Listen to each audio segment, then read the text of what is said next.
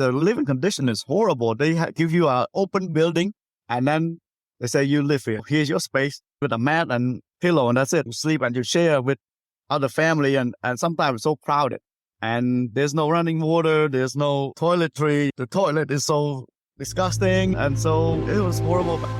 Hi, you're listening to Healthcare for Humans podcast, the podcast dedicated to educating you on how to care for culturally diverse communities so you can be a better healer. This is about everything that you wish you knew to really care for the person in front of you, not just a body system. Let's learn together.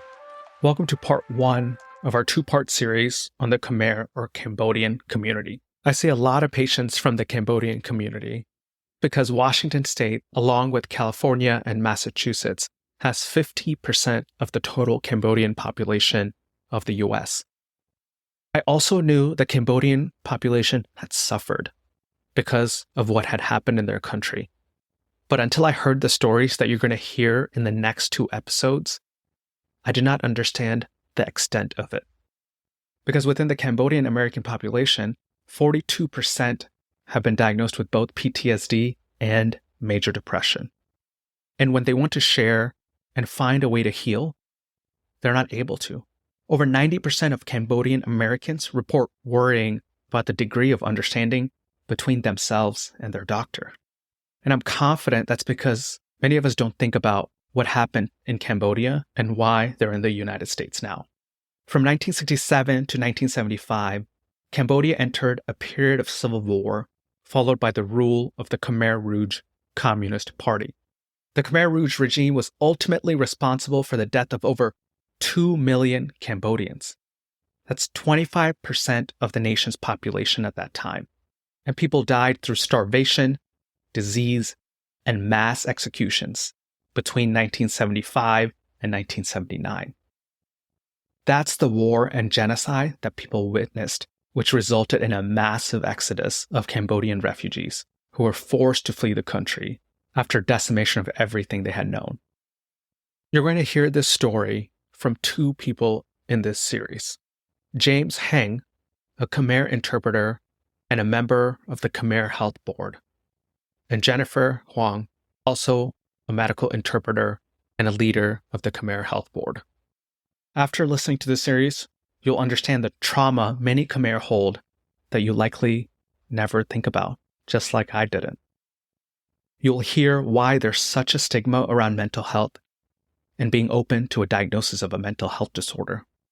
And you'll learn some nuances caring for this population, including how to talk about substance use, how to ensure you're using the right interpreter, and how to talk about other traditional practices.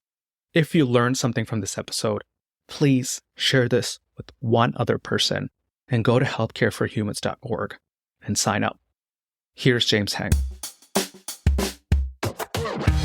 Welcome to the show, James. Thank you. Thank you. Before we get started, tell me about yourself. I know you have a long history of interpreting, especially at Harborview, but tell me what brought you to this region, Washington, and where all you've worked. So, I was born in Cambodia in 1967. So I gone through the bombing of Cambodia during the Vietnam War, right? And also the Khmer Rouge regime. So I gone through all the horrible things, food deprivation. So in 1983, my uncle and my aunt decided to flee Cambodia, seeking a refuge in the US, right? So they took me along. I have 10 siblings. I'm the oldest. And my dad lived away in the countryside, and he's a mechanic. He repaired like motorcycle and bicycle. And so he pretty much making ends meet to feed 10 children. But I mainly live in the city with my aunt and my uncle and my grandpa. So when they decided to escape Cambodia, they took me along. They hired a guy, paid for it, and then took me with them. And so we fled Cambodia to Thailand. And that was like late 1983. And when we got to Thailand, we were taken into custody by the Navy, and then they detained us for 3 days. And then in the evening of the 3rd day, they came with the gun pointing at us and ordered into this small boat. Like 29 of us crammed into the small boat. Then they towed the boat into the ocean for like in the dark of the night. In the middle of the ocean, they just cut the rope off and let us drift. So we were abandoned in the ocean for 18 days with no food, no water, So we ran into pirates and pirate robbed us, but they gave us food. Like they took our jewelry, money, whatever, and then they gave us some food, and then we ate, and we live off the rain. Occasionally it rains, so we collect rainwater to drink. And a pirate captured women in the boat, like 6 women were captured, and then 2 of my cousins died, like 2 and 4 years old, died in the boat from starvation. Like on the 10th day they died. Though, but on the 18th day we got rescued by one of the fishing boats. They just came and threw the rope and towed us into the shore. Took them all day, like early in the morning until late at night, like around 9 p.m. I think, before we got to the shore. So it was like all day, and that's how we got handed over to the UN, and the UN took care of us and transported us to the refugee camp. And when I was in the refugee camp, my goal to come to the US, so I study a lot of English every day. My uncle in the US, he sent us some money so I can pay for the tuition. So I study English hard. So then I became an interpreter in the camp, and ever since, I enjoy doing it. James, what a story. Thanks for sharing that. No problem. I know you said you're also part of the Khmer Health Board. Is that right? Yes, so Jennifer spoke to me about forming a Khmer Health Board a long time ago. So we didn't get a chance to do it until a few years ago. We get it started. And so we gathered all the professionals from the community to join the board, and that's how it started. So we do health fair. We did educate the community about diabetes, about hepatitis, and high blood pressure, and all those things. Yeah. It's called the Khmer Health Board.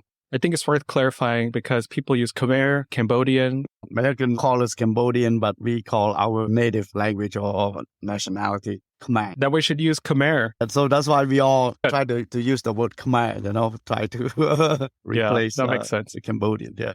Okay. For our listeners, let's start with the history, because I don't think everybody is probably well versed in the history of Khmer. Okay.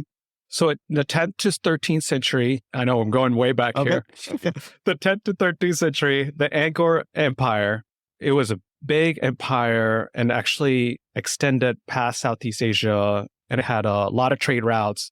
It was very lucrative, and that was where Khmer really thrived under that empire. Mm-hmm. After the 13th century, there was just a lot of unpredictable leadership and unpredictable government policy. And I'm sure there was up and down in that history where there was political stability.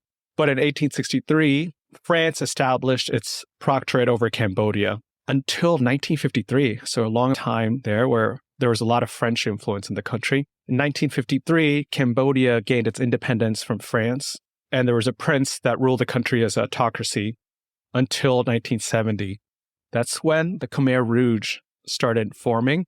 After 7 years of struggle in 1975-ish, they overthrew the government and abolished the monarchy. This Khmer Rouge we should probably spend some time just talking about it, just because how gruesome it was. And I know it's part of your history too.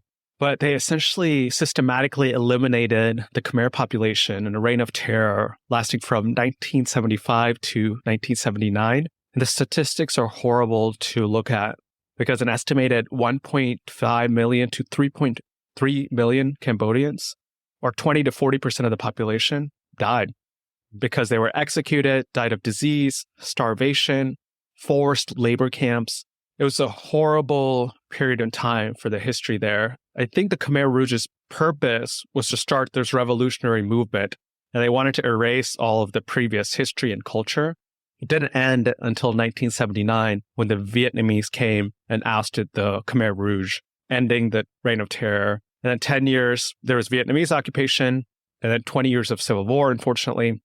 I'm not sure if there's anything else to share about that, James. It's just really hard to hear, but I know it's such a big part of the history of how the Khmer people ended up in the U.S. as refugees. Yep, you describe it. That's the history, and there's the reign of terror. It really, people suffer, become orphan, and also family separation. That's like one of my friends. He came to the U.S. as an orphan, and he never realized that he had any sibling after 50 years. And then he found through Facebook, I found that he has a sibling, like other 4 siblings that are still alive. So it's very emotional. Yeah. I can hear it in your voice. I think it's just hard to even think about it. I just think about all the trauma that all the Khmer people who came here carry. Yeah. The things they witnessed, escaping the Khmer Rouge, going to Thailand to try to escape. I think some people did that, as your family did. Yeah. Yep. Yeah, it's so unfortunate that the same people, and we turn on each other. We turn on each other. When the Vietnamese came in, invaded Cambodia, when they took over, that's while during with the Khmer Rouge, like they came in and people in the village told on my dad that my dad some kind of Khmer Rouge, which he wasn't, and they took him. The Vietnamese took him, arrested him, and put him in a dungeon. He lived in dungeon. He was able to breathe through a small hole because of a crack in that dungeon, like that. So it's able to breathe through there. But he survived. He survived. Yeah. Yeah. In that context, I think that's where a lot of Khmer people left Khmer during that time and come to Washington. There's probably a few waves to it. 1975, when the Khmer Rouge took over, I think government officials, military officers came immediately. In 1979-ish, I think international support came. The U.S. Congress called for them as admission as a special group into the United States. And then in the 2000s, once people have established families here, sponsored family members came outside of the reign of Khmer Rouge. I read also that before being admitted, I think a lot of folks went to the Philippines for re-education or educating the customs. I did. I went to the Philippines. First they transport us from this one camp called Khao Dang. Khao Dang is the main camp. That's the first step. Then you get into that camp and you become legalized in the camp. Then you get to go interview, get permission to be resettled in the U.S. But before coming to the U.S., they either transfer you from Khao Dang camp to another camp in the Philippines. It's called transit camp. So you go to the transit camp, you stay there for a month, and then they will transfer you from the transit camp to the Philippines. And so that's where I was transferred to the Philippines. I'm really happy in the Philippines. The Khao Dang camp or the transit camp, the living condition is horrible. They give you an open building, and then they say, you live here. Here's your space with a mat and pillow, and that's it. You sleep and you share with other family, and sometimes it's so crowded. And there's no running water. There's no toiletry. The toilet is so disgusting. And so it was horrible. But when we were transferred to the Philippines, we were offered like a better living condition, like with a building, with a bedroom, with running water and appropriate space to shower. And also we have more freedom where we can go to the mountain and enjoy the waterfall. So I was there for 6 months and I enjoyed life over there. I didn't feel like coming to the U.S. Oh, this is the best. It's a waterfall and we go enjoy the waterfall every day. And when I came here, I became culture shock because everything completely different. When I came July 6, 1987, when I stepped my foot in Seattle, I miss the Philippines so much. Like I've become so depressed, culture shock. You don't can't go anywhere. You don't know your way around. And I went to school. When my uncle sponsored me here, he messed up the year of birth. I was born 1967, but on the document he put 1970. So when I came here, 87, so I was like 17 on the paperwork. So they fit me into the high school and I went to school, like everything, like it's a culture shock. You're like, well, I see the milk, like, I thought it was sweet, the pizza and everything, like, oh, because you're accustomed to eating rice every day. So I feel hungry all day. But the first 3 months, it was a struggle. I wasn't happy being here, but gradually you get used to life here. Yeah.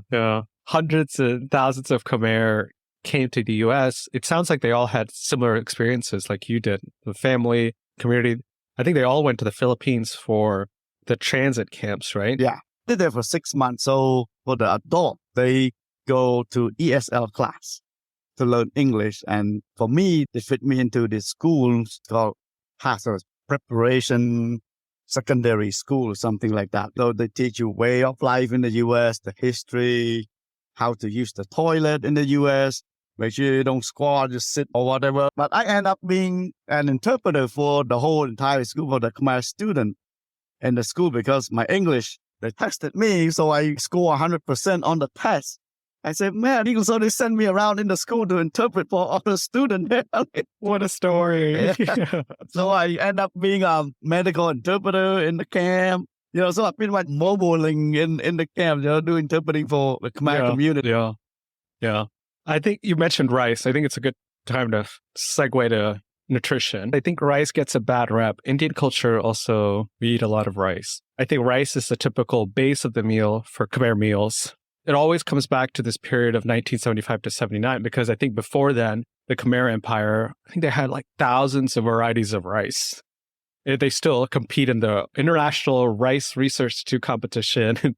Different kinds of rice wins prizes. But I think rice is an important part of the culture. But I think between 1975 and 79, the Khmer cuisine lost some of that knowledge because a lot of people were starved. You were given rations, or you're forced not to cook.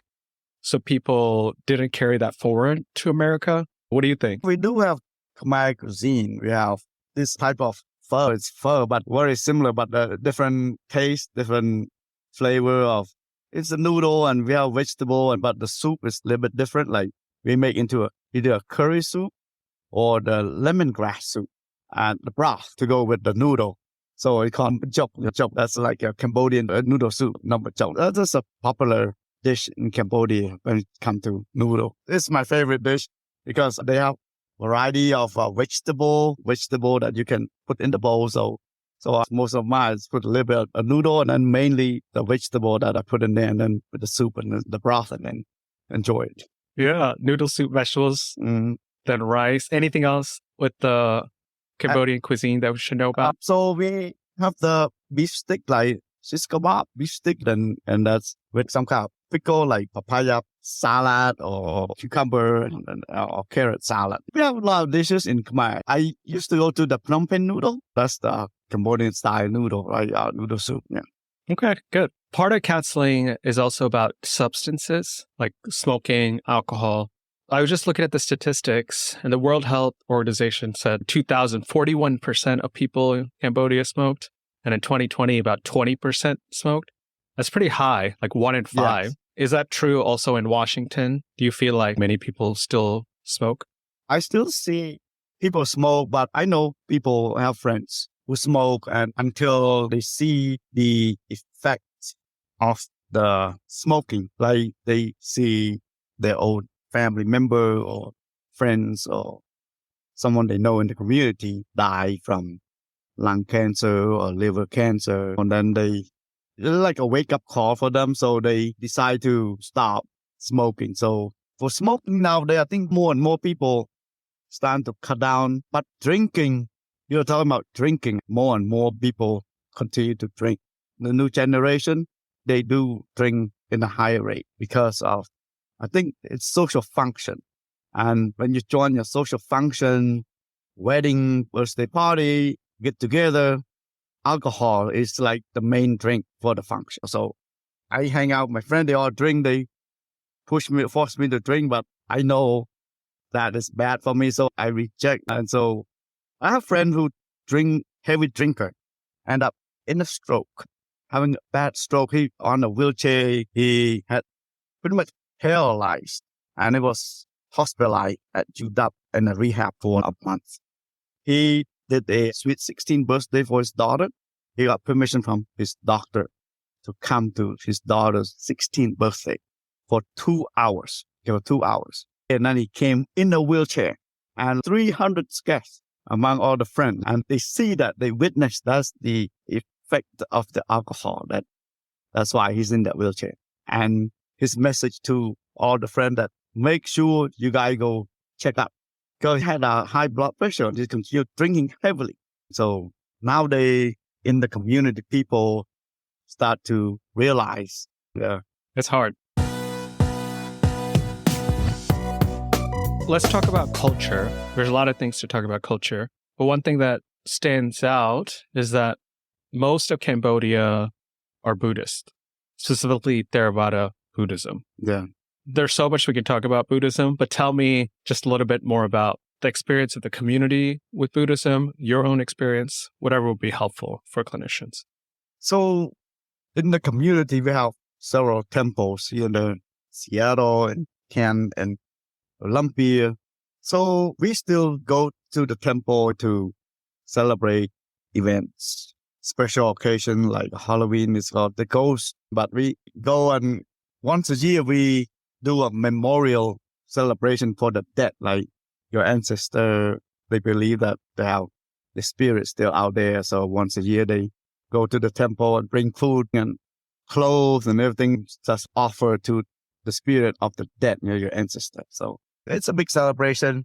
And also Cambodian New Year, it's mid-April. It varies. April 15, 14, or around there.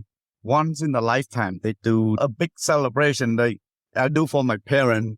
We go to the temple and we get the blessing and be thankful to our parents for what they have done to us, raised us, and their life to us. And so the whole family go there and we invite friends and neighbor and family and come and join the celebration.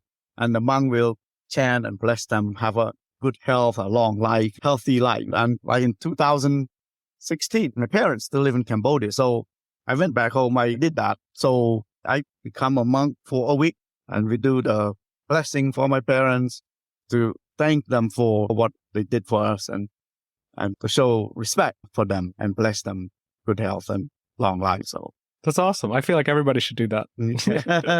Bless their parents for all they have done for you. Yeah. Yeah. Okay. Let's transition to things to know in a clinic visit that's relevant. One is with naming. I think there's a lot of problems with probably medical record because of this, because it's usually spoken and written in the order of last name, then first name, compared to typical American names. Is that right? Yeah. So in Cambodia, we usually the last name first. Like they go with last name first when they call you instead of first name first. So that's the opposite. And also the spelling of the name, because in Cambodia, we tend to phonetically, we pronounce it. We use French pronunciation. For example, somebody named Pa, like suppose PA, right? But in Cambodia, they phonetically spell it PHA, Pa.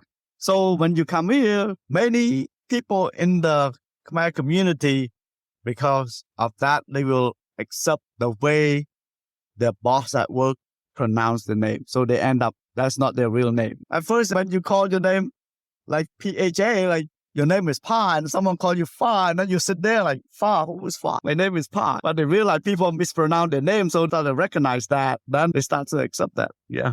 Yeah. It suggests that it's important for us to clarify how you want to be called rather than assuming. And then you said the birth dates sometimes is messed up too. Yeah. So the birth date, we use day, month, and year. It's in order. But in the US, we use month, day, and year.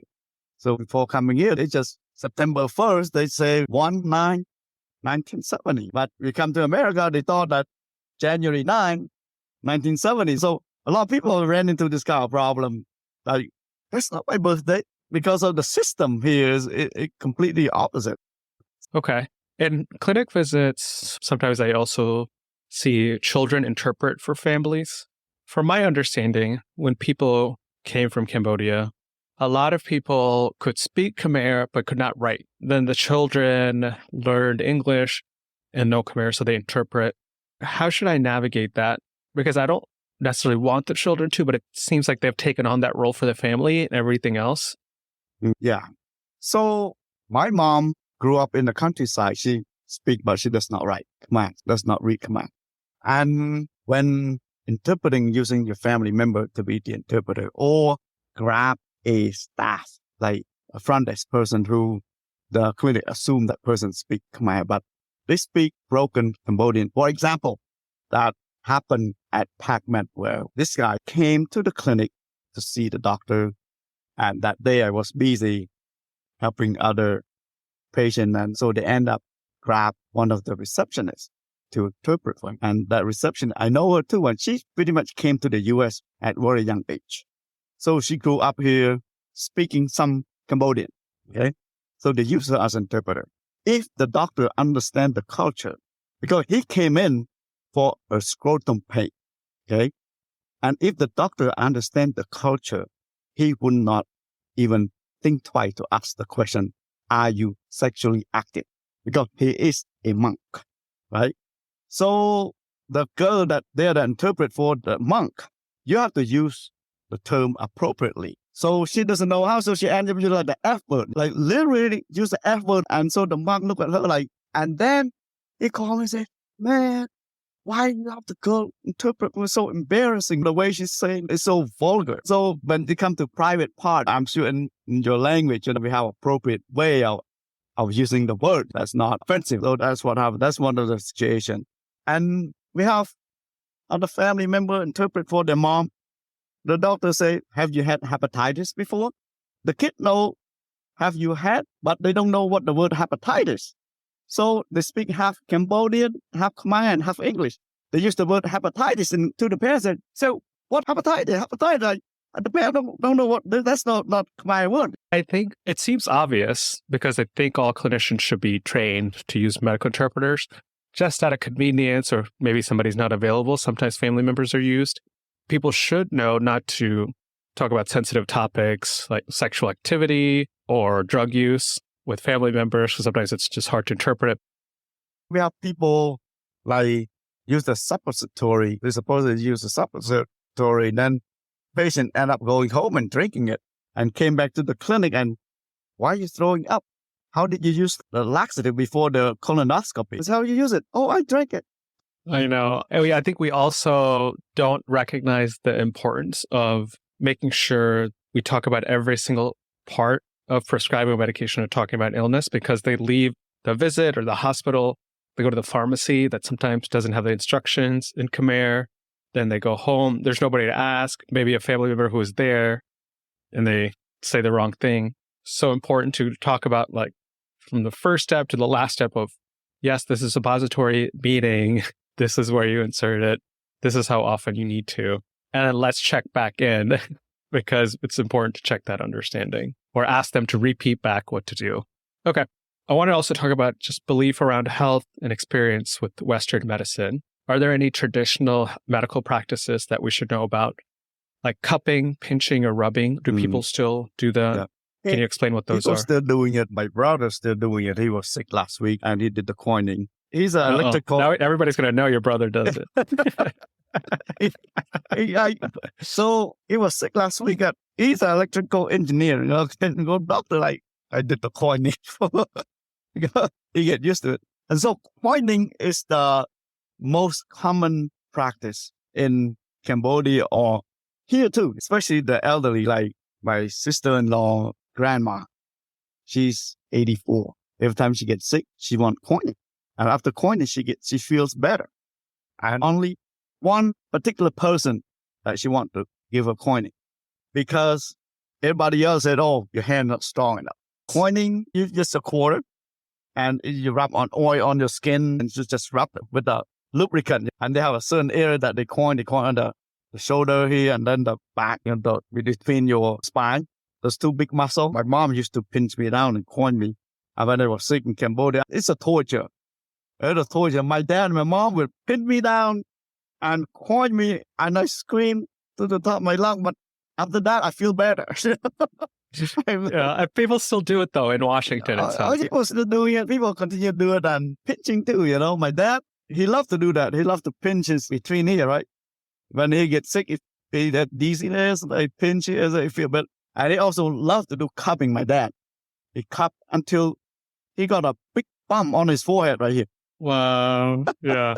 So there's some effects. If you notice anything on the skin, just remember it could be from some of these other alternative treatments. Yeah. I think people also believe things are hot or cold. People would say, go back to about the coining, right? They say your body carries too much air. Yeah, too much air in your body. So you coin it to alleviate, to relieve that air, to balance out. So you coin to release the air from your body so you feel better because the hot and cold balance. But based on when I was looking at cross-cultural healthcare program, I think her name is Iras and Gupta. She, one of the director over there, said, based on the study at UW, coining, why people feel better? Based on the study, is it coining because you increase the blood flow. After coining, increase the blood flow into your body. That's why you feel better. And I come to think about, it's because when you rub on your skin and you dilate your blood vessel, right? And so it increases the circulation and make you feel better. But when people back home, people believe that, after coining, the redder your skin, they say the more effective the coining is. I want people to know, because even if people don't tell you, because if a clinician doesn't understand this, they're just not going to tell you. They're going to do it anyway. But it's helpful to bring it up and say, do any of these things. And if you are, be careful. Don't do it so hard. You're getting skin wounds or bumps. Yep. it can be helpful for some people, but just be careful. And here's also medicine if you want to take it on top of that, if you're having pain in your neck or back pain. Yeah, and herbal, we're talking about herb too. People still use herb. People here, they say they order some kind of herb from Cambodia, say some kind of healer from Cambodia. They make this kind of herb that will treat diabetes. Yeah, I've been with patients, they just show me the bottles and I have no idea what to do. They're like, I'm taking all of this. Yeah. Talking about beliefs, with some people, they'll worry that when we're doing a lot of blood draws, we're taking blood away and not replacing it. I find that sometimes people don't get labs. They don't share that worry with you. Do you think that's also still common? I think historically that's been true because people thought it's painful, it'll make them weaker, and it's just destroy red blood cells. Yeah, especially people, they think that they are on a low blood count, or they think that they're anemic, and you draw more blood and it make them more anemic. They don't understand that your body replace whatever we make your blood. But now we do have people, we do have patients, and sometimes we're talking about high blood pressure, right? So people thought that high blood pressure, that you have too much blood in your body. That's why it causes high blood pressure, right? So they would go get blood draw will help with my blood pressure. So it's completely misunderstand what it is, right? We probably need to spend more time explaining illnesses or high blood pressure, because sometimes I just say hypertension or high blood pressure and assume that we're talking about the same thing. So I think the best way to explain to a patient that make them understand, you're talking about a water hose, right?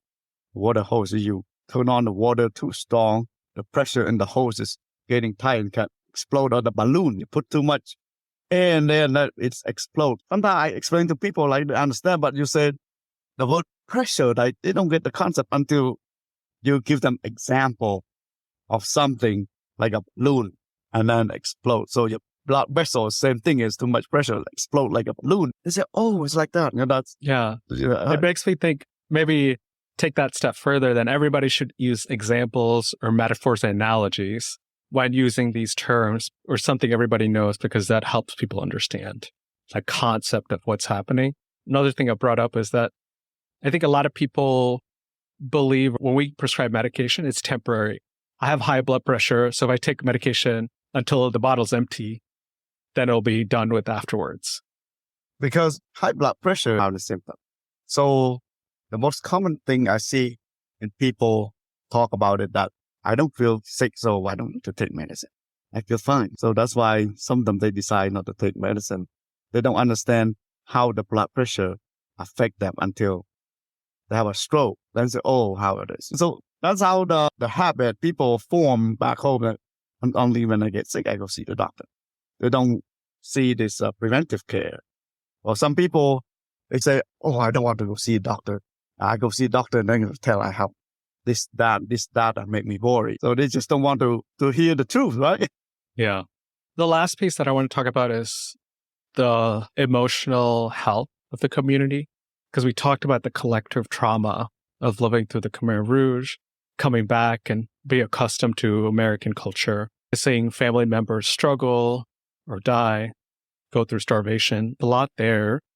But I don't think we talk about the mental health of the Khmer population that much. I think there's some shame to talk about mental health. Yes. What's the best way to talk about it? Or how do we bring this up? How do we make sure people are supported in their healing? So people don't want to reveal that they have mental, because it's embarrassing to be exposed that you have mental problem or you have mental issue. Because when you have mental issue, people perceive you as like you're a crazy person. When people assume that you're a crazy person, then they feel embarrassed and people don't want to associate with them. Because mental health, it's a taboo, yeah.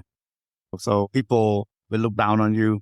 And in the past, like when you have mental health problem, people will chain you back home, because you have mental problem, you bother people and then you disturb people. So people don't want to talk about it, scared to talk about mental health, because they don't want to have people perceive them as one of crazy person.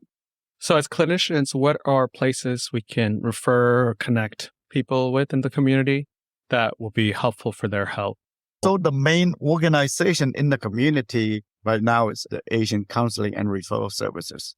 Thanks so much, James. It's been great talking to you. Thanks for taking the time. Okay, you're welcome. Thank you for joining us on another episode of the Healthcare for Humans podcast. I hope with this episode, you have a better understanding of what the Khmer community has been through, and you learn some nuances of how to take care of this population. Stay tuned for the second episode of this series, and if you like this episode, share it with one other person, and go to healthcareforhumans.org and sign up to join our community. See you soon. This podcast is intended for educational and entertainment purposes only. Views and opinions expressed in this podcast do not represent any of the participants' past, current, or future employers unless explicitly expressed as so. Always seek advice of your physician or other qualified healthcare provider with regards to your own personal questions about what medical conditions you may be experiencing. This Healthcare for Humans project is based on Duwamish land and makes a regular commitment to Real Rent Duwamish.